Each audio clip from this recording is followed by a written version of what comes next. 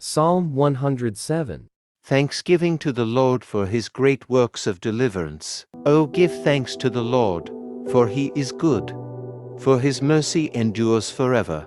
Let the redeemed of the Lord say so, whom he has redeemed from the hand of the enemy, and gathered out of the lands, from the east and from the west, from the north and from the south. They wandered in the wilderness in a desolate way. They found no city to dwell in.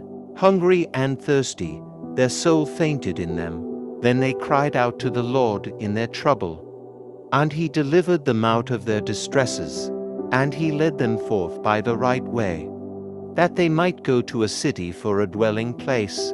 Oh, that men would give thanks to the Lord for his goodness, and for his wonderful works to the children of men. For he satisfies the longing soul, and fills the hungry soul with goodness. Those who sat in darkness and in the shadow of death, bound in affliction and irons, because they rebelled against the words of God, and despised the counsel of the Most High. Therefore he brought down their heart with labor.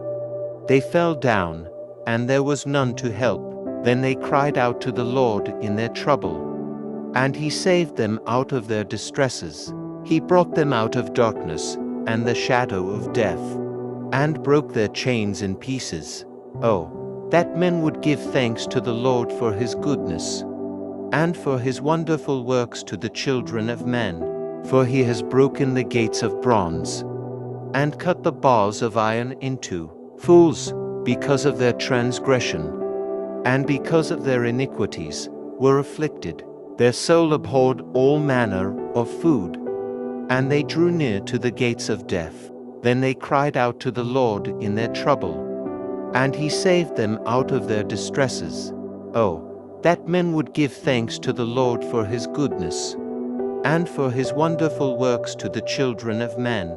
Let them sacrifice the sacrifices of thanksgiving, and declare his works with rejoicing. Those who go down to the sea in ships, who do business on great waters, they see the works of the Lord, and his wonders in the deep. For he commands and raises the stormy wind, which lifts up the waves of the sea. They mount up to the heavens, they go down again to the depths.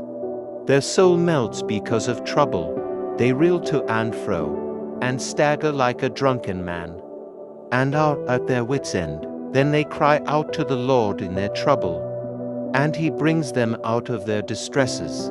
He calms the storm, so that its waves are still. Then they are glad because they are quiet. So he guides them to their desired haven. Oh, that men would give thanks to the Lord for his goodness, and for his wonderful works to the children of men. Let them exalt him also in the assembly of the people, and praise him in the company of the elders. He turns rivers into a wilderness, and the water springs into dry ground, a fruitful land into barrenness, for the wickedness of those who dwell in it.